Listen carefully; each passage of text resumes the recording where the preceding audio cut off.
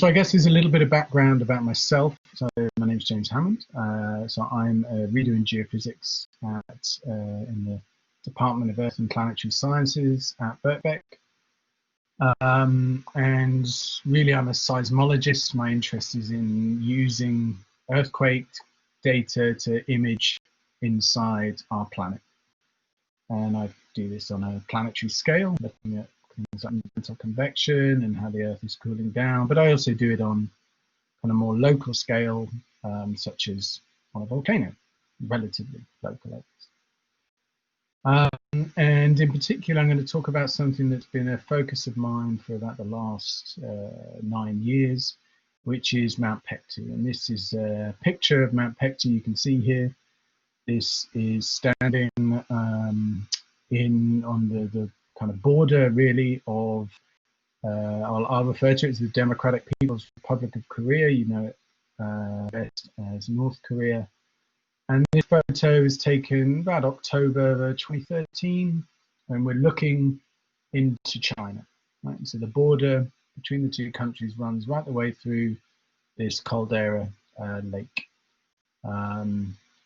And kind of what I'm going to talk to you about is how we got studying this rather beautiful and unusual volcano, and then also why we recently set up a research centre at Birkbeck, somewhat dedicated to studying this volcano that sits on the border of DPRK and China.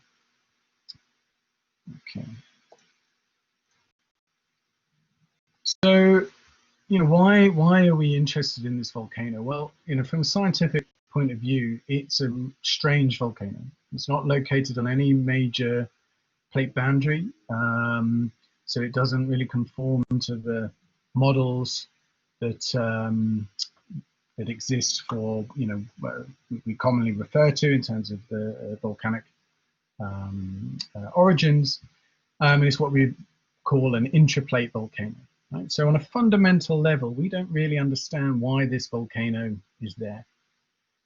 Yet it's had a really dramatic history, and in particular, there's one eruption. It's kind of colloquially known as the millennium eruption, and we recently dated this to the year 946, Common Era AD. And this was a big eruption.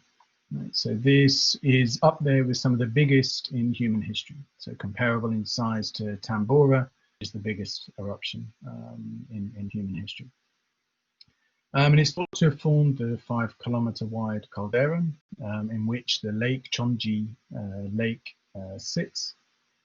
And ash from this eruption is found in Japan, Kuril Islands, and it's even found in the ice cores in Greenland, showing that ash from this eruption got up into the stratosphere and made its way around the planet. So it's been on volcanologists' radar as a curious volcano with quite a dramatic history.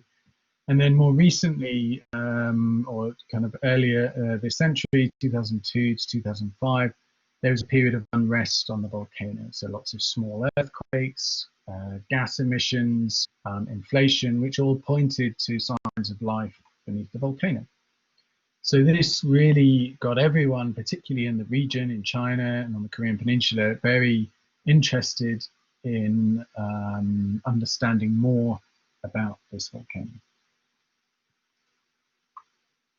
And so in 2011, the DPRK scientists really kind of reached out and put a call out for an international collaboration. And they invited an international team to visit the volcano and discuss potential collaborations.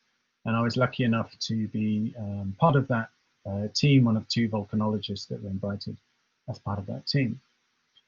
And they took us around their volcano observatories that they run near the volcano. We were told we're the first Western scientists to visit the observatories, visited a lot of the key eruption deposits. And we kind of had an impromptu, really, workshop with them to explore ideas around, you know, the big questions that exist around this volcano. And we came away from that with some really clear and achievable science goals that we wanted to work together on, understanding the origins, understanding the history so we could better address the hazards. And we developed kind of international collaboration around that. And we went away and we got funding, right? And normally that's the hardest part of any project, is getting someone to actually fund the project. And we did that through an American philanthropic organization interested in science diplomacy. However, and maybe we kind of went away a little bit naive, thinking, brilliant, here we go, we're going to do quite an interesting and exciting project. But of course, as I think all of you will be familiar with, the situation on the Korean Peninsula has been it's been a rapid period of change over the last sort of 9 years. And we quickly, there was missile launches, military exercises, nuclear tests, even, now there's been a bit of a period of thawing with summit meetings and things. Everything kind of changes quite a lot, quite quickly on the Korean Peninsula. And because of this, there was a rapid increase of sanctions imposed in the country. And this made what we were trying to do very difficult. And we quickly had to learn how to navigate this environment, really, so that we could achieve our aims within the framework of international regulations. And so we really had to work quite hard. We're not diplomats, we're scientists, but we had to work quite hard to build a network, a much wider network, to allow us to communicate what we wanted to achieve scientifically with international governments and organizations, as well as with our Korean partners. And this took about 2 years initially. We did manage to get licenses for all our equipment. We managed to get everything in place to do that. It was a pretty, probably one of the biggest achievements of the project, was just getting these licenses. And this is something that continues to evolve. The situation doesn't stand still. The situation changes, and we have to respond to that. Right? So it's been a real steep learning curve in how we do that, but we now have a good mechanism to do that, which is one of the reasons we set up the research centre. And what this meant was we could travel to DPRK, and we led 3 significant field campaigns, 2013 to 2015, collecting a number of geological samples from the kind of historic eruptions. And the part that I led of the project was we deployed 6 seismometers for 2 years close to around the volcano. The slide's a little bit slow. So we've published a number of papers on this. I don't have time to go into all of this in this talk, but we've published on the science, and that's really been at the heart of everything we've done. This is a science project to address a big question, but we've also addressed some of the diplomacy aspects and the political science side of things as well. And you can see more on our website here. But I'll briefly mention a couple of the highlights scientifically from the project. So as I mentioned, we deployed these 6 seismometers for a period of 2 years. And these red circles here, I don't know if you can see my cursor, but the red circles here are where we deployed our stations. And really what we were looking for is the difference between the crust here where the volcano exists. Actually, I've got a pointer here.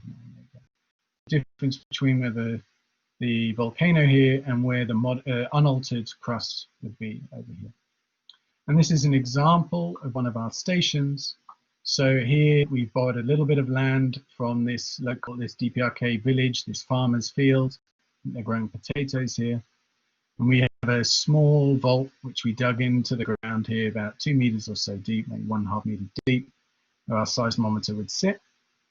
And we have a little GPS for timing. And then the conditions in this part of the world are very harsh in the winter, down minus sort of 20 degrees in the depths of the winter, lots and lots of snow.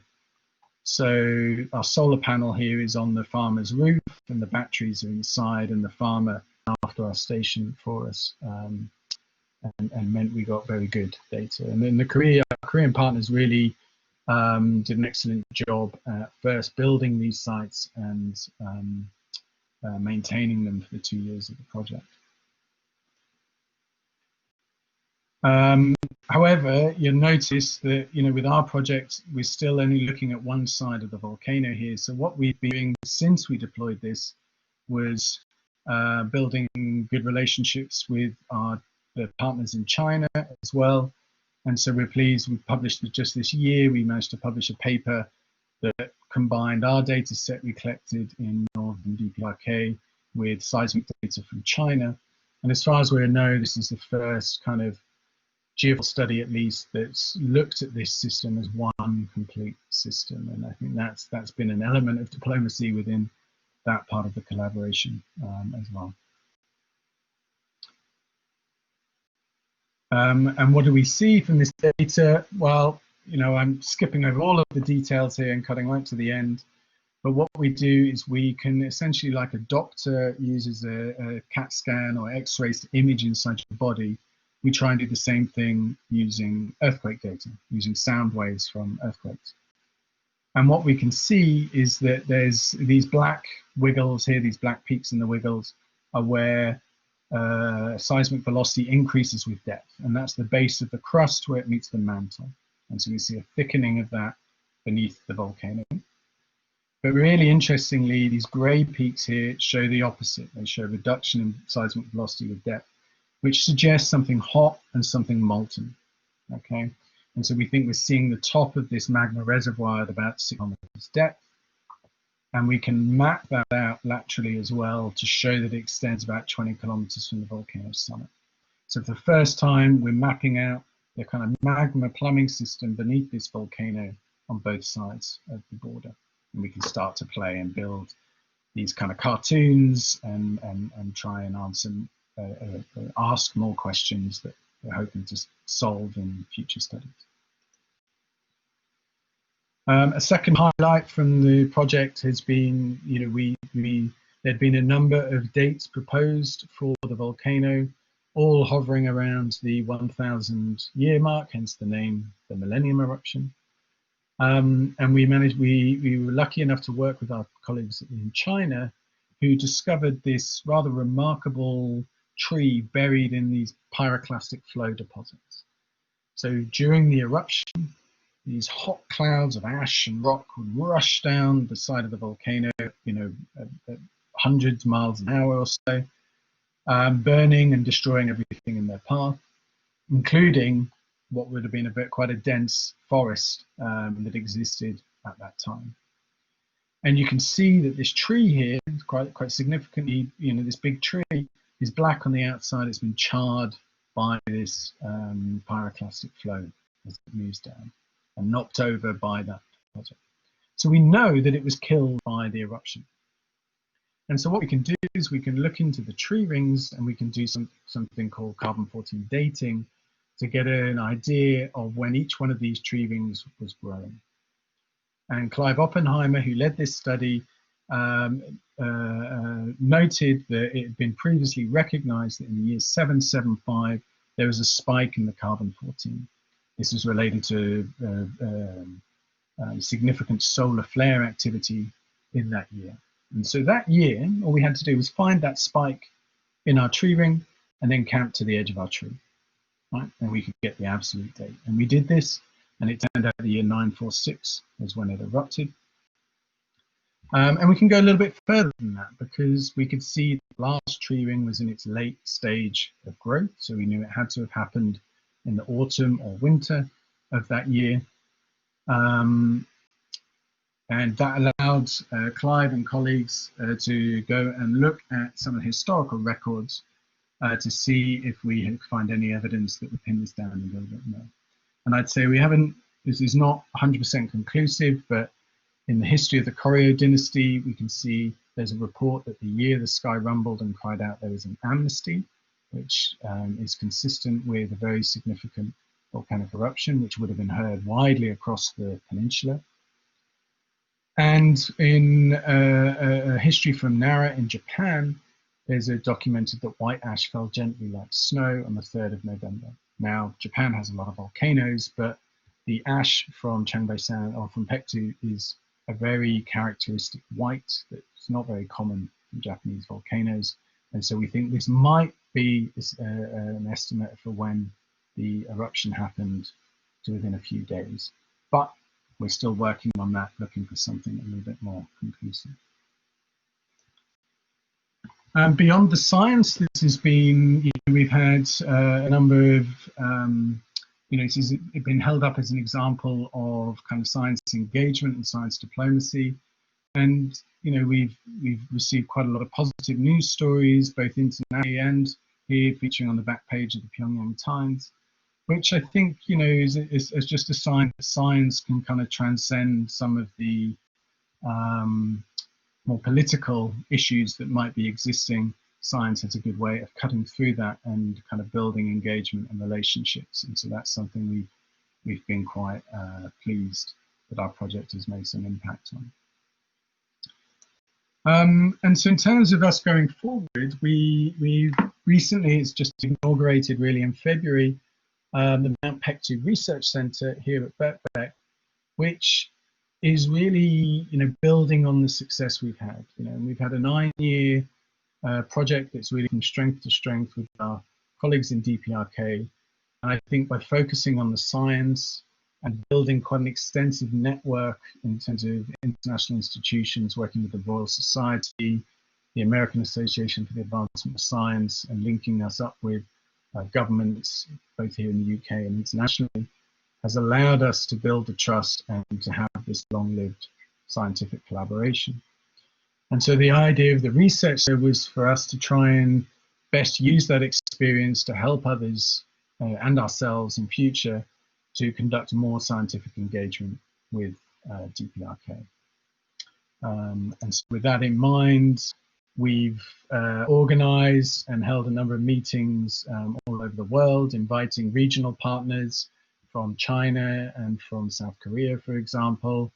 We've had meetings in China, in Pyongyang, here in London. We've hosted Korean scientists for research visits leading to our joint publications and laboratory studies and things like that. So, and the final slide is that I wasn't even meant to be here tonight. I should have been on the volcano right now, deploying a new network of seismometers in a joint kind of DPRK Chinese collaboration to really try and answer some of these key fundamental questions, like why the volcano exists, what's its long history of volcanism on both sides of the border, and how can we better study this system as one complete system rather than working independently on either side.